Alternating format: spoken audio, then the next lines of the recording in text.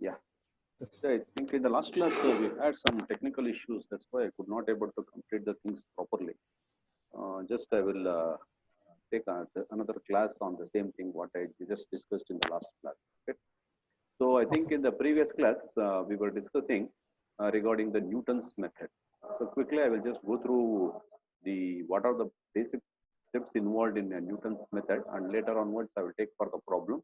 And another one, Mark Wattern's method is there, that also we will go to discuss it. Okay. So these things what I was talking in the last class, but some technical issues we could not able to do clearly.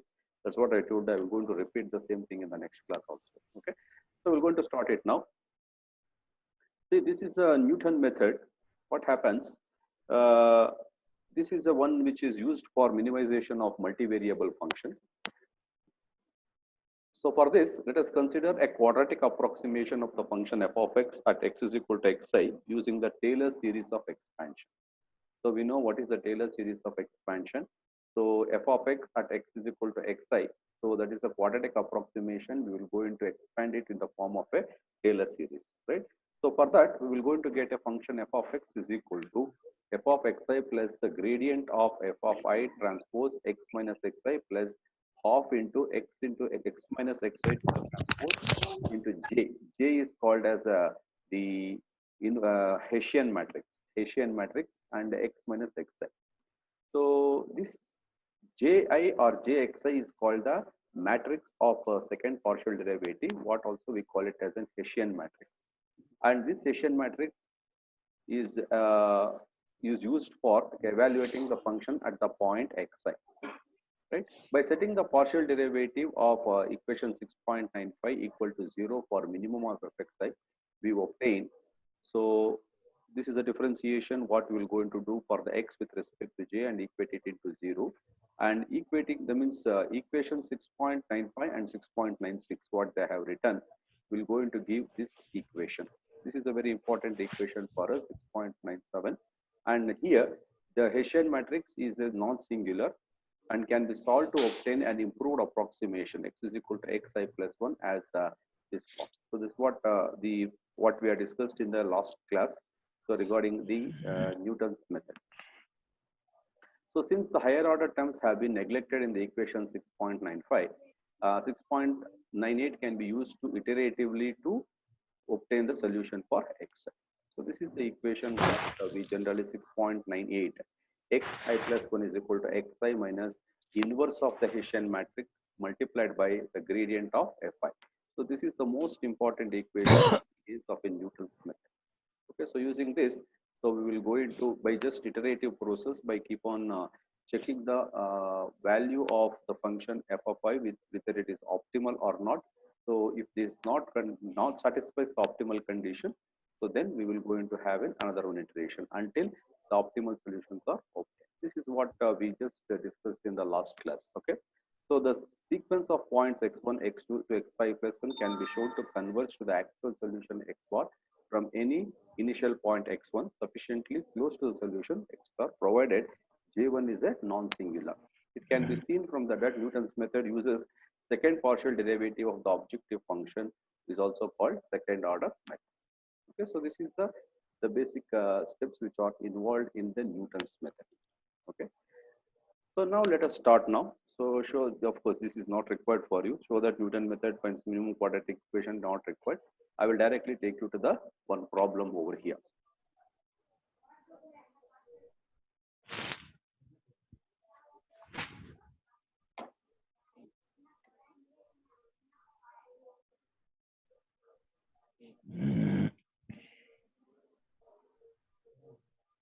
Yeah,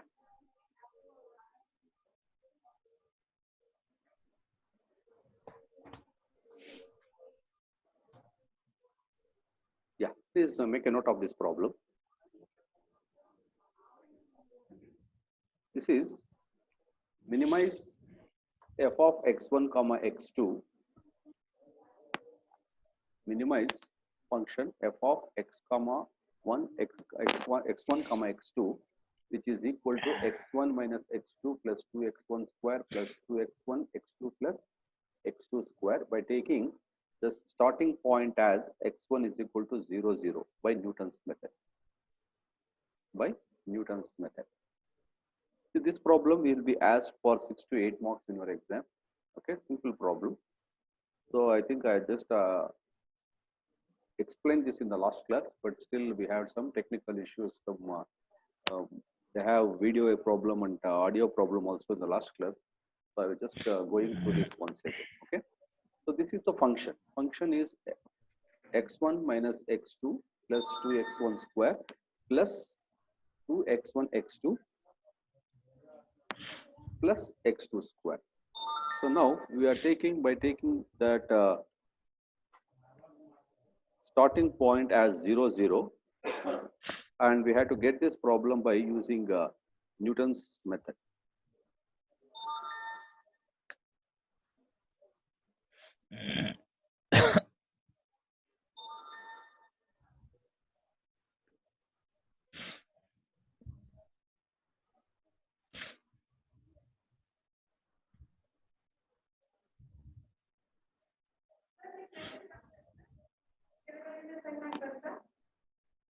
Yeah.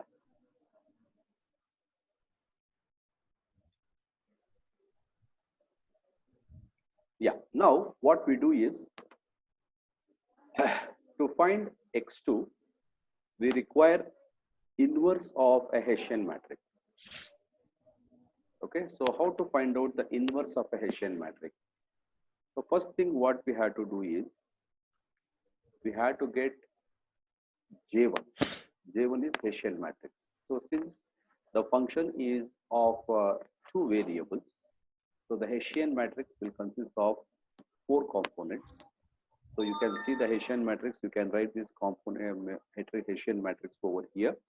So you have to differentiate the function with respect to x1 twice. So you have to get the first component, which is 4. Similarly, differentiate the function f of x with respect to x1 first, and the same thing will be differentiated partially with respect to x. So you will going to get the second component. In a similar way, the third component, partially differentiating the function with respect to x2 first, and then later on differentiating with respect to x1. So you will going to get the third component and fourth component. So successively you are differentiating the function with respect to x2. So you will going to get the fourth component. So the Hessian matrix components are 4, 2, 2, 2. So this is the one what you will going to get it for minimize Hessian matrix for the function f of x1 comma x2. Okay. So once you get the Hessian matrix, then you have to get the inverse of the Hessian matrix. So I told you to learn how to get the inverse of a Hessian matrix. Okay, so I ask you to just go through the matrix operations. So how to calculate the inverse of a matrix, right? So this is the J inverse, J1 inverse, J1 inverse is equal to, when you get the inverse, that is the inverse of a Hessian matrix, you will going to get 1 by 4 within the square brackets, within the square matrix, 2, 2, minus 2, and 4. And of course, just simplifying here, you're going to get half, minus half, minus half, 1. Okay, so this is the Hessian matrix, the inverse of a Hessian matrix. Now we have to get the gradient of a matrix. So gradient, we have taken it as a G1. So since it is a 2 variable function, so you will have only 2 components for gradient of a matrix or a gradient vector. So then you have to evaluate the gradient vector at the starting point x1. So when you differentiate, so the 2 components are partial derivative of f with respect to x1, and the second component is partial derivative of f with respect to x2, and it will be evaluated at point x1. So when you differentiate that above a function with respect to x1, so you will going to get 1 plus 4x1 plus 2x2. And similarly, differentiating the above function with respect to x2, you will going to get minus 1 plus 2x1 plus, it is actually 2x2, by mistake it is written 3x2, it is 2x2. And if you evaluate this at 0, 0, so you will going to get 1 minus 1. 1 minus 1. Okay.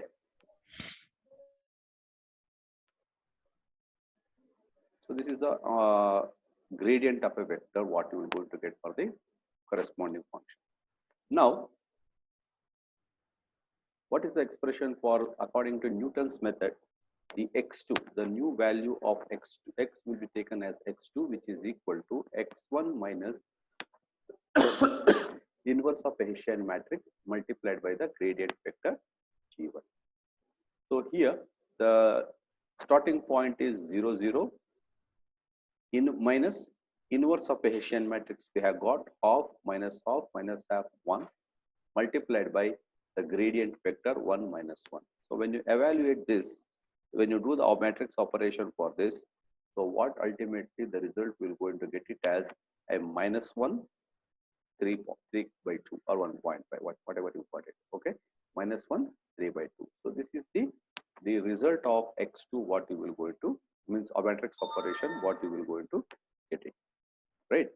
So now this x2 what you have got is whether it is optimum or not. So before we go for the next step, first we have to check the value of x2 what we have obtained is optimum or not. So what we have to do is we have to check the gradient vector g2. So g2 is the gradient vector evaluated at the point x2. Okay, so the gradient vector what we have got previously, it is 1 plus 4x1 plus 2x2 and minus 1 plus 2x1 plus 2x2. So this is the one what we have got in the previous g1. So now we are evaluating this gradient vector at minus 1 comma 3 by 2. So when you just evaluate this, so g2 you will going to get it as 0. Still about here, the gradient of a vector what you are getting, it is a 0, 0.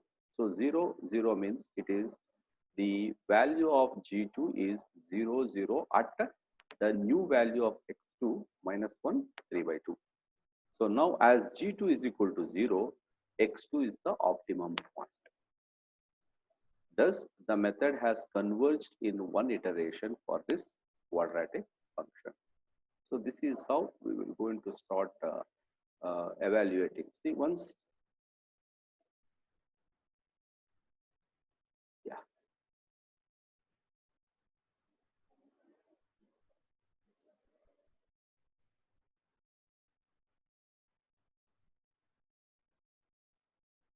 yeah. So if this value does not converges, if the g2 value is not equal to 0, then what you have to do is you have to set x2 is equal to minus 1 3 by 2. How we have initially taken the starting point x1 as 0, 0. So in the similar way, you have to calculate the j2. So same thing. So but at the point, so you will have x1 as minus 1 and x2 as 3 by 2. Substitute, calculate the new value of the Hessian matrix, find out its inverse, and find out the new value of g2 as g2, and then get the value of x3. The process, the iteration will keep on repeating until you will going to get the value of x3, or value of x3 is optimum value. So how do you check the optimality? Is you have to calculate the gradient of the next step g3 and check it out whether the g3 is equal to 0. If the value of g3 is equal to 0, then we can say it is optimum. If not, we have to go to the next iteration. This is how the process will keep on repeating unless you will going to get the value of x2 as an optimum value. Okay, so this is what we call it as the Newton's method. So this is another one important from the examination point of view. So please practice this. Of course, this will be asked for depending upon how many iterations that the solution will go into converge. Based upon that, the marks will be given. If it is converging only at one iteration, definitely it will be minimum for 6 marks. If it goes for 2 or 3 iterations, definitely it will go for 8 to 10 marks.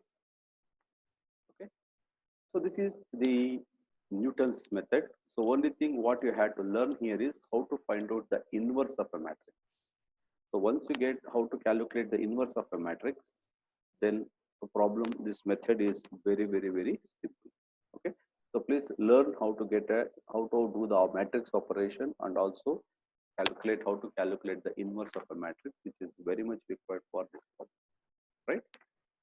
Then let us move on to the next method, what we call it as Marquardt method. Marquardt method. Yeah. So any clarification, students? So if you have any clarification, you can talk to me before I just proceed to the next method.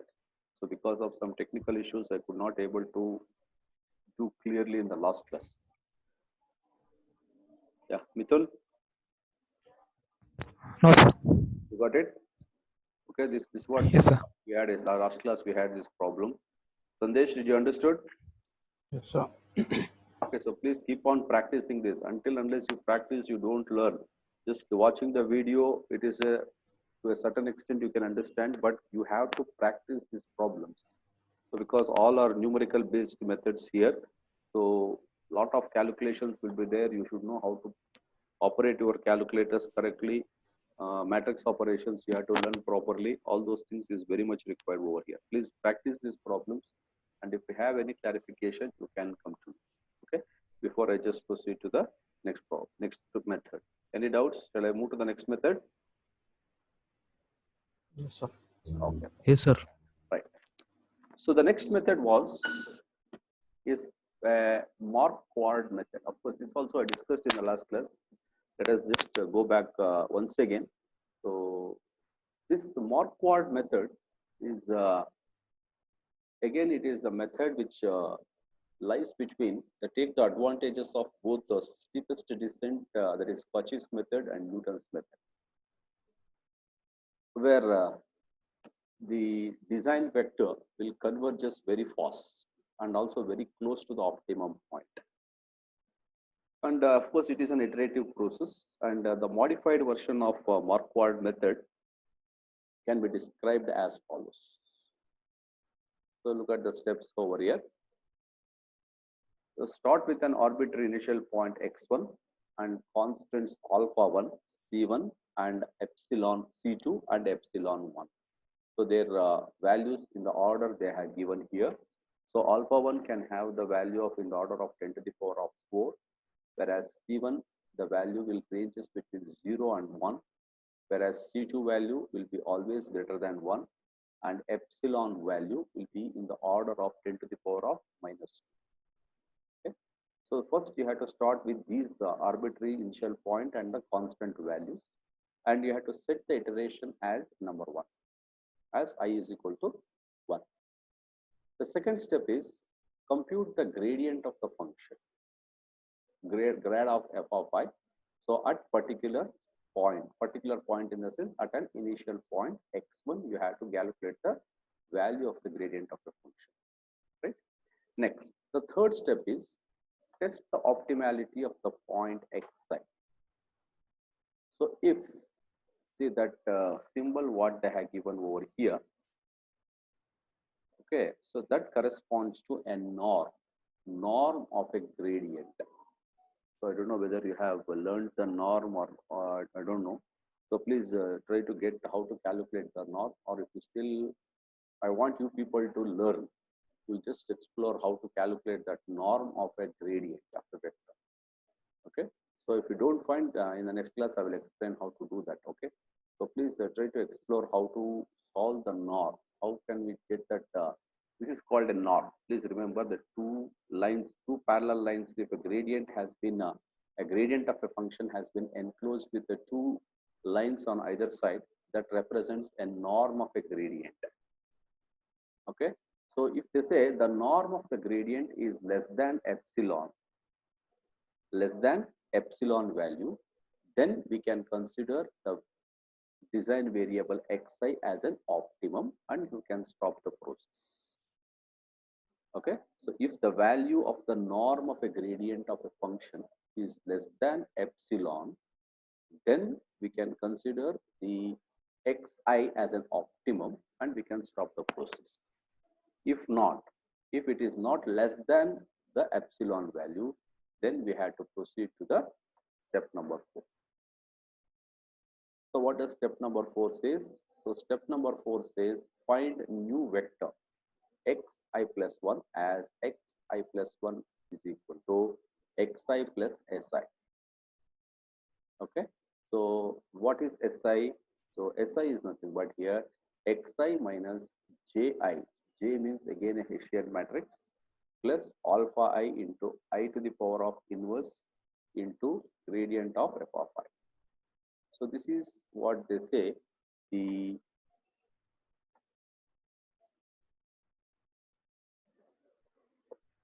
step number 4. So where we have the new vector which will be assigned with the xi plus si, xi plus si. So si we have taken it as ji. Ji means it is a what we call it as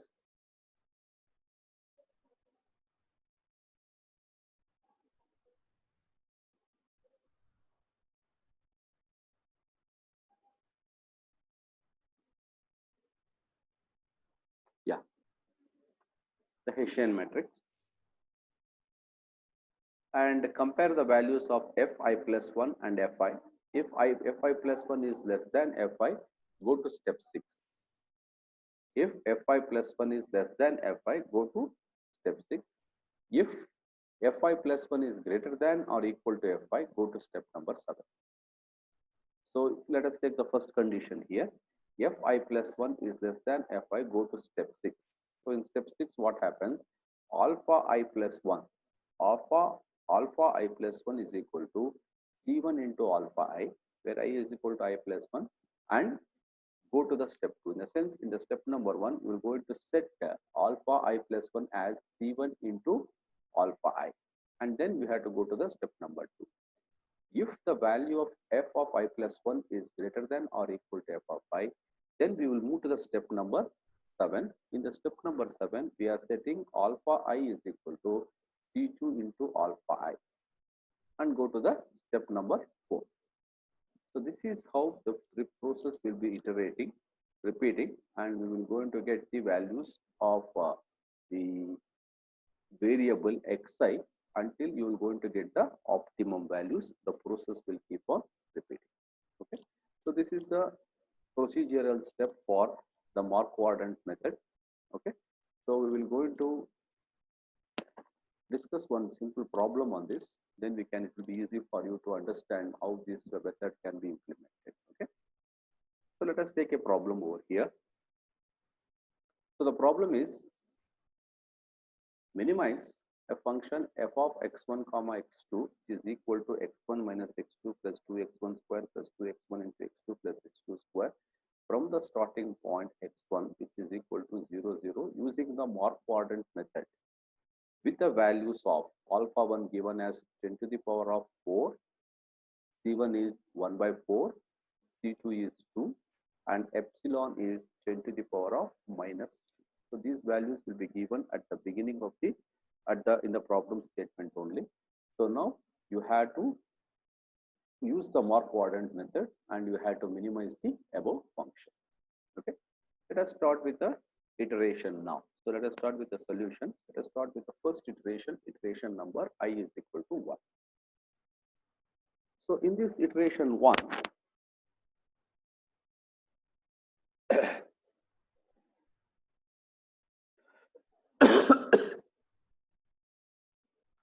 f of 1 or f of x1 is equal to 0. So in the sense, when you put the value of x1, the starting point, x1 is equal to 0 and x2 is equal to 0 in this function. So definitely the value of this function will be equal to 0. So it means substituting x1 and x2 as 0 in the above equation, the function at the starting point x1, f of x1 will be equal to 0, and the gradient of that function. So gradient is the two components, delta f by delta x1, so delta f by delta x2. So these two components at 0, 0. So you will going to get it as 1 minus 1. So you have to get the gradient first, and then substituting the values of x1 as 0 and x2 as 0. So you have to find out what is the value of the gradient of a function at x1 is equal to 0, 0.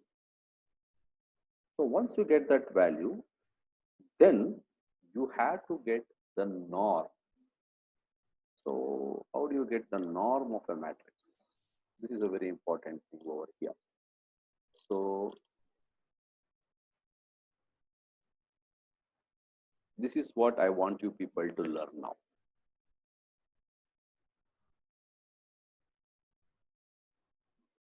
Okay. So how to calculate the norm of the gradient of a function? So please go back to your mathematics, previous mathematics, and please try to get the how to calculate the norm of a gradient. Okay. So I want this solution. I want you people to learn, and you have to explain me by next class. So if you could not able to do, we will say I will help it out how to calculate it. But I want you people to have sincere efforts in just how to compute the norm of a gradient. See, when you calculate the norm of a gradient f of I, you are going to get it as 1.4122, which is greater than epsilon value. So epsilon means you have to compare the norm of a gradient with respect to the value of the epsilon. If the value of the epsilon, if the value of the norm of a gradient of a function is greater than epsilon, so then we have to go with the xi is equal. This is what the step number 3. Yeah, step number 3 will go into say, see if this is satisfies less than epsilon, so it is up to you can proceed. You can stop. If not, we have to go to the next step number 4. So since the value here it is 1.4142, which is greater than the value of epsilon, which is having the value of 10 to the power of -2. So then we have to go to the step number 4. So in step number 4, we are setting the new of x2, which is equal to x1 minus s2. So to get that S1, so we need to have the Hessian matrix. Hessian matrix at the starting point 0, 0. So calculate the Hessian matrix J1. Okay. So once you calculate the Hessian matrix J1 at 0, 0, so you will going to get the value of the Hessian matrix as 4, 2, 4, 2. So this is the value of the Hessian matrix, what you will going to get. So now you have to substitute this Hessian matrix in the equation x2 is equal to x1 minus j1 plus alpha 1 into the identical matrix, the power of inverse of that plus gradient of a function.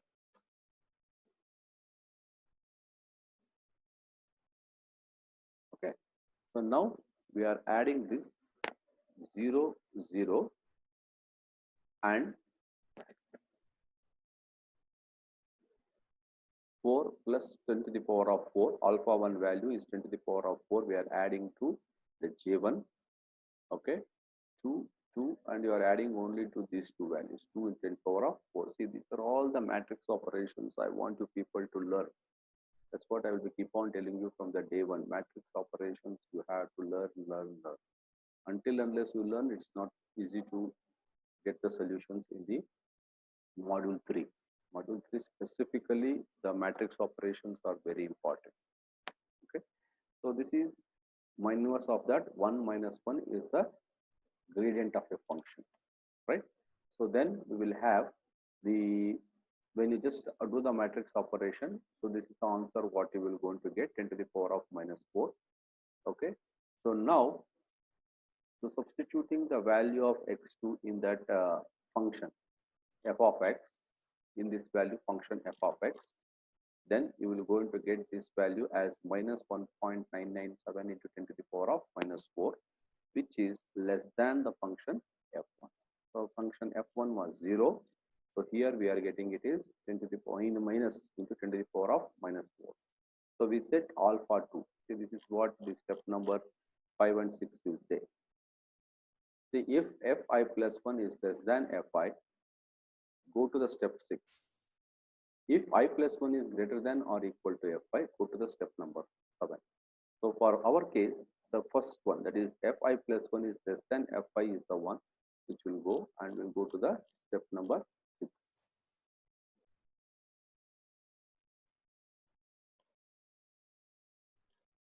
Yeah. So in the step number 6, what we will going to do, alpha 2 is equal to C1 into alpha 1. What is C1? C1 we have set it as 1 by 4 and alpha 1 as 10 to the power of 4. This is what they have given in the problem. C1 as 1 by 4 and alpha 1 is 10 to the power of 4, where alpha 2 will be taken as C1 into alpha 1. So we're going to get 1 by 4 of 10 to the power of 4. So I is equal to 2, and let us move to the next iteration. So in the second iteration, what we're going to do, we will going to find out the gradient of the function at the point x2. So what was the value of x2 we have got here is minus 0.9998 and 1. So substituting this value in this expression, so you will going to get this one, gradient of this function, and this norm of this function will be again greater than the epsilon. Okay, so once this value is greater than epsilon, hence we have to get x3 is equal to x2 minus j2 plus alpha 2 into inverse of identical matrix to the power of inverse into gradient of a function f2. So again, the same procedure how we did in the previous iteration, same way you can just substitute the values over here. You can substitute the values over here, and then we can calculate what is the value of x.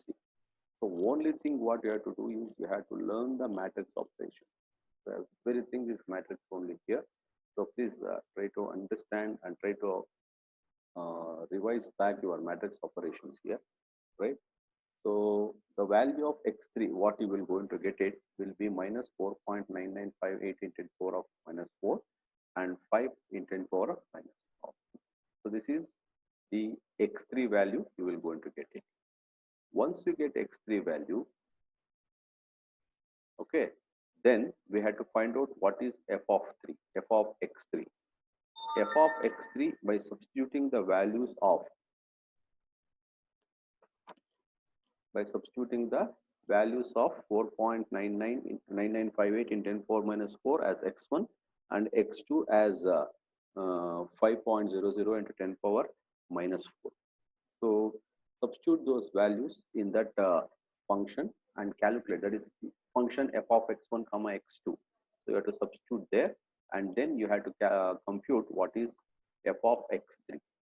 So once you get f of x3 value, so f of x3 what you are getting is minus 0.993 into 10 power minus 3. So the value of this f of x3 is less than f2. Okay, f2. So therefore we will go into set alpha 3 as c1 into c2. Okay, so again you are going to the step number 6. So where alpha 3 will be set as c1 into c2, which is equal to 625, which I is equal to 3, and proceed to the next iteration. The iterative process is to be continued until the convergence criteria, which is the norm of f should be less than epsilon value, is satisfied. So this is the convergence criteria for this morph quadrant method. So the process will keep on continue. Okay. Okay, for time being, I will just pick up some technical issues, or again it is arise.